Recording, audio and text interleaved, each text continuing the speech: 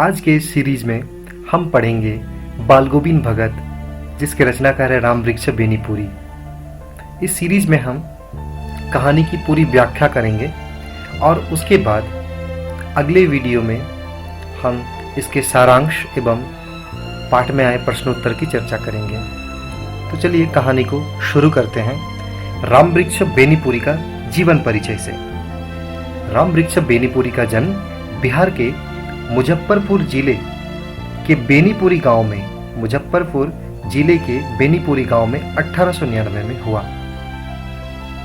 माता पिता का निधन बचपन में ही हो जाने के कारण जीवन के आरंभिक वर्ष अभावों, कठिनाइयों और संघर्षों में बीते। 10वीं तक की शिक्षा प्राप्त करने के बाद वे सन 1920 में राष्ट्रीय स्वाधीनता आंदोलन से सक्रिय रूप से जुड़ गए। कई बार जेल भी गए। उनका देहावसान सन 1968 में हुआ। 15 वर्ष की अवस्था में बेनीपुरी जी की रचनाएं पत्र पत्रिकाओं में छपने लगी। वे बेहद प्रतिभाशाली पत्रकार थे। उन्होंने अनेक दैनिक, साप्ताहिक एवं मासिक पत्र पत्रिकाओं का संपादन किया, जिनमें तरुण भारत, किसान मित्र, बालक, युवक, योगी, जनता, जनवाणी और नई धारा उल्लेखनीय पत्रिकाएं हैं। गद्य की विविध विधाओं में उनके लेखन को व्यापक प्रतिष्ठा मिली। उनका पूरा साहित्य बेनीपुरी रचनावली के 8 खंडों में प्रकाशित है। उनकी रचना यात्रा के महत्वपूर्ण पड़ाव हैं पतितों के देश में, जो एक उपन्यास यानी नॉवल है, चिता के फूल कहानी है, अम्बपाली नाटक है, माटी की मूर्ति रेखा चित्र है, पैरों में पंख बांधकर यात्रा वृत्तांत यानी ट्रेवेलॉग है, जंजीरें और दीवारें संस्मरण है। उनकी रचनाओं में स्वाधीनता की चेतना, मनुष्यता की चिंता और इतिहास की युगानुरूप व्याख्या है। विशिष्ट शैलीकार होने के कारण उन्हें कलम का जादूगर भी कहा जाता है। तो इस कहानी के सारांश को देखते हैं। सारांश कुछ ऐसा है। बाल गोविंद भगत जो इस कहानी के प्रमुख चरित्र हैं। इस रेखा चित्र के माध्यम से लेखक ने एक ऐसे विलक्षण चरित्र का उद्घाटन किया है जो मनुष्यता, लोक संस्कृति और सामूहिक चेतना का प्रतीक है।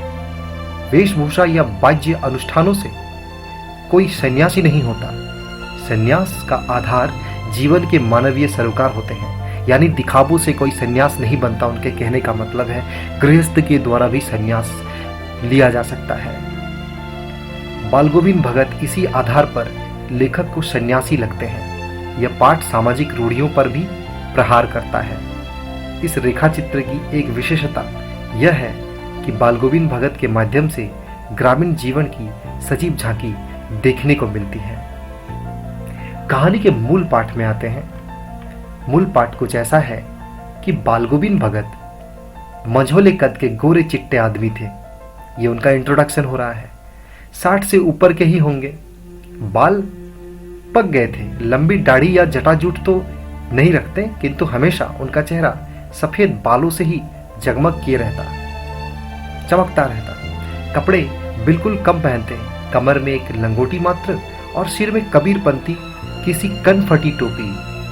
जब जाड़ा आता, एक काली कमली ऊपर से ओढ़े रहते। मस्तक पर हमेशा चमकता हुआ रामनंदी चंदन, जो नाक के एक छोर से ही औरतों के टीके की तरह शुरू होता। गले में तुलसी की जड़ों की एक बेडोल माला बांध रहते। ऊपर की ओर मतलब जो ये तस्वीर आपको दिया गया है, इससे आप ये मत समझिए कि बाल गोविंद भगत साधु थे। नहीं, बिल्कुल गृहस्थ थे। उनकी गृहिणी की तो मुझे याद नहीं।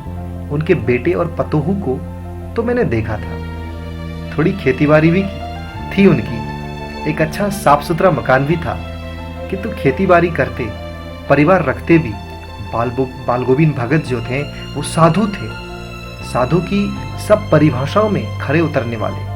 कबीर को साहब मानते थे, साहब सब कुछ मानते थे। उन्हीं के गीतों को गाते, उन्हीं के आदेशों पर चलते। कभी झूठ नहीं बोलते, खरा व्यवहार रखते थे। किसी से भी दो टूक बात करने में संकोच नहीं करते, ना किसी से खामखा झगड़ा मोल लेते। किसी की चीज नहीं छूते, ना बिना पूछे व्यवहार में लाते। इस नियम को कभी कभी इतनी बारीकी तक ले जाते कि लोगों को कुतूहल होता। कभी वो दूसरे के खेत में शौच के लिए भी नहीं बैठते। वह गृहस्थ थे, लेकिन उनकी सब चीज साहब की थी। जो कुछ खेत में पैदा होता, सिर पर लाद कर पहले उसे साहब के दरबार में ले जाते, जो उनके घर से 4 कोस दूर पर था। एक कबीरपंथी मठ से उनका मतलब था कि कबीरपंथी मठ कहाँ पर ले जाते थे? उस कबीरपंथी मठ पर ले जाते थे इन चीजों को। वह दरबार में भेंट के रूप रख लिया जाकर प्रसाद रूप में जो उन्हें मिलता उसे घर लाते और उसी से गुजर चलाते थे बाल गोविंद भगत। इन सब के ऊपर मैं तो मुग्ध था, उनके मधुर गान पर जो सदा सर्वदा ही सुनने को मिलते। ठीक है, इन सब के ऊपर लेखक जो मुग्ध थे, है ना, उनके गाने पे, उनके गीत पे। कबीर के वे सीधे साधे पद जो उनके कंठ से निकलकर सजीव हो उठते। आषाढ़ की रिमझिम है, समूचा गांव खेतों में उतर पड़ा है। कहीं हल चल रहे हैं, कहीं रोपनी चल रही है। धान के पानी भरे खेतों में बच्चे उछल रहे हैं। औरतें कलेवा लेकर मेड़ पर बैठी हैं। आसमान बादल से घिरा है, धूप का नाम नहीं। ठंडी पुरवाई चल रही। ऐसे ही समय आपके कानों में एक स्वर तरंग झनकार सी कर उठी। यह क्या है? यह कौन है? यह पूछना न पड़ेगा। बाल गोविंद भगत समूचा शरीर कीचड़ में लिथड़े अपने खेत में रोपनी कर रहे हैं। उनकी उंगली एक एक धान के पौधे की पंक्तिबद्ध खेत में बिठा रही है। उनका कंठ एक एक शब्द को संगीत के जीने पर चढ़ाकर कुछ का ऊपर स्वर्ग की ओर भेज रहे हैं और कुछ को इस पृथ्वी की मिट्टी पर खड़े लोगों के कानों की ओर भेज रहे हैं। बच्चे खेलते हुए झूम उठते हैं। मेड़ पर खड़ी औरतों के होंठ कांप उठते हैं, वे गुनगुनाने लगती हैं। हलवाहों के पैर ताल से उठने लगते।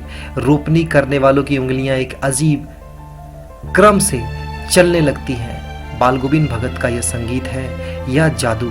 देखिए, आषाढ़ का महीना है, बारिश हो रही है और खेतों में रोपनी चल रहा है। एक ऐसा समय है और इस समय बाल गोविंद भगत का गीत और प्रकृति मिलकर एक बहुत ही संगीतमय वातावरण पैदा करता है। पूरे इन्वायरमेंट को एक म्यूजिकल बना देता है। भादों की वो अंधेरी रतिया, अभी थोड़ी ही देर पहले मूसलाधार बारिश खत्म हुई है। बादलों की गरज, बिजली की तड़प में आपने कुछ नहीं सुना हो, किंतु अब झिल्ली की झंकार या दादुरों की टर बाल गोविंद भगत के संगीत को अपने कोलाहल में डुबो नहीं सकती। कहते हैं कि बादलों की गरज और बिजली की तड़प में आपने कुछ नहीं सुना हो, लेकिन अब झिल्ली की जो झंकार है, भादों की वो अंधेरी अदरतिया, उस अदरतिया की बात कर रहे हैं। जो रात में झिंगुरों की झंकार होती है, दादुरों की टर मैंने मेढकों की जो टर होती है ना, ये उनके संगीत को रोक नहीं सकती। उनकी खंजड़ी डिमक डिमक बज रही है और वे गा रहे हैं। क्या गा रहे हैं कि गोदी में पियवा चमक उठे सखियां चिहुक उठे ना। हाँ, पिया तो गोद में ही है, किंतु वो समझती है वो अकेली है। चमक उठती है, चिहुक उठती है। उसे भरे बादलों वाले भादों की आधी रात में उनका यह गाना अंधेरे में अकस्मात कौंध उठने वाली बिजली की तरह किसे न चौंका देता। मतलब ऐसा लगता है, बिजली की तरह लगता है। उनका गीत, उनका संगीत, उनका गीत और संगीत का पूरा गांव ही दीवाना था। अरे, अब सारा संसार निस्तब्धता में सोया है। निस्तब्ध है पूरा संसार। बाल गोविंद भगत का संगीत जाग रहा है और जगा भी रहा है। कहते हैं कि तेरी गठरी में लागा चोर मुसाफिर जाग जरा। तेरी गठरी में लागा चोर मुसाफिर जाग जरा। कार्तिक आया नहीं कि बाल गोविंद भगत की प्रभातियां शुरू हुई, जो फागुन तक चला करती। प्रभातियां मतलब होती है सुबह को गाए जाने वाले गीत, ठीक है। तो एकदम भोर भोर को गाए जाते हैं। इन दिनों वो सवेरे ही उठते, ना जाने किस वक्त जग कर वो नदी स्नान को जाते। गांव से 2 मील दूर नदी स्नान को जाते, वहां से नहा धोकर लौटते और गांव के बाहर ही पोखरे के ऊंचे भिंडे पर, चबूतरे पर अपनी खंजड़ी लेकर जा बैठते और अपने गाने टेरने लगते। मैं शुरू से ही देर तक सोने वाला हूँ, लेखक कहते हैं, किंतु एक दिन मांग की उस दांत किटकिटाने वाली भोर में भी उनका संगीत मुझे पोखरे पर ले गया था। अभी आसमान के तारों के दीपक बुझे नहीं थे। हाँ, पूरब में लोही लग गई थी, मतलब एक लालिमा होती है ना सुबह की, सूरज उगने से पहले, जिसकी लालिमा को शुक्र तारा और बढ़ा रहा था। खेत, बगीचा, घर, सब कुछ, हर जगह देखिए कुहासा छा रहा था। सारा वातावरण अजीब रहस्य से आवृत मालूम पड़ता था। उस रहस्यमय वातावरण में एक कूर्स की चटाई पर पूरब की ओर मुंह किए काली कमली ओढ़े बालगोविंद भगत अपनी खंजड़ी लिए बैठे थे। उनके मुंह से शब्दों का तांता लगा था। उनकी उंगलियां खंजड़ी पर लगातार चल रही थी। गाते गाते इतने मस्त हो जाते, इतने सुरूर में आते, उत्तेजित हो उठते कि मालूम होता अब खड़े हो जाएंगे। कमली तो बार बार सिर से नीचे सरक जाती। मैं जाड़े से कपकपा रहा था, किंतु तारे की छांव में भी उनके मस्तक के श्रम बिंदु जब तक चमक ही पड़ते। गर्मियों में उनकी संझा कितनी उमस भरी शाम को न शीतल करती। संझा यानी वही सांझ के समय गाए जाने वाला गीत। अपने घर के आंगन में आसन जमा बैठते गांव के उनके कुछ प्रेमी भी जुट जाते। गांव में उनके गीत के प्रेमी कम नहीं थे, वे भी जुट जाते। खंजड़ियों और करतालों की भरमार हो जाती। एक पद बालगोविंद भगत कह जाते और उनकी प्रेमी मंडली उसे दोहराती और तिहराती रहती थी। ये पहले होता था, ठीक है, ये ट्रेंड और ये जो कल्चर है ये आजकल रहा नहीं, ये बहुत दुख की बात है। पर धीरे धीरे स्वर ऊंचा होने लगता, एक निश्चित ताल, एक निश्चित गति से। उस ताल स्वर के चढ़ाव के साथ श्रोताओं के मन भी ऊपर उठने लगते। धीरे धीरे मन तन पर हावी हो जाता।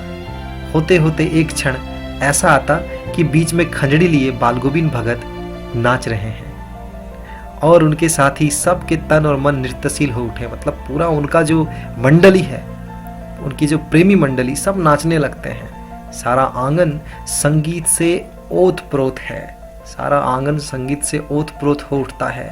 और बालगोविंद भगत की संगीत साधना का चरम उत्कर्ष उस दिन देखा गया जिस दिन उनका बेटा मरा। वो भी एक लौता बेटा था, वो एक लौता बेटा, कुछ सुस्त और बोदा सा था, कमजोर था बेचारा। किंतु इसी कारण बालगोविंद भगत उसे भी मानते, उसे और मानते थे। इसी कारण से उनकी समझ में ऐसे आदमियों पर ही ज्यादा नजर रखनी चाहिए या प्यार करना चाहिए, ऐसा उन्हें लगता था, क्योंकि ये थोड़ा असाधारण था, अस्वाभाविक था। हम आपकी तरह वो नॉर्मल नहीं था, क्योंकि ये निगरानी और मोहब्बत के ज्यादा हकदार होते हैं। बड़ी साध से उसकी शादी कराई थी। पतोहू बड़ी ही सुभग और सुशील मिली थी। घर की पूरी प्रबंधिका बनकर भगत को बहुत कुछ दुनियादारी से निवृत्त कर दिया था उसने। उनका बेटा बीमार है, इसकी खबर रखने को लोगों को कहाँ फुर्सत, किंतु मौत तो अपनी ओर सबका ध्यान खींचकर ही रहती है। हमने सुना बालगोविंद भगत का बेटा मर गया। कुतूहल बस उनके घर गया, देखकर दंग रह गया। नजारा कुछ और ही था। बेटे को आंगन में एक चटाई पर लिटाकर एक सफेद कपड़े में ढांक रखा, एक सफेद कपड़े में ढांक रखा है, और वो कुछ फूल तो हमेशा ही रोपते रहते, उन फूलों में से कुछ तोड़कर उस पर बिखरा दिए। कुछ फूल तो हमेशा उनके आंगन में रहता ही था, तो कुछ लेकर तोड़कर उसमें से उन्होंने बिखरा दिए, फूल और तुलसी दल भी।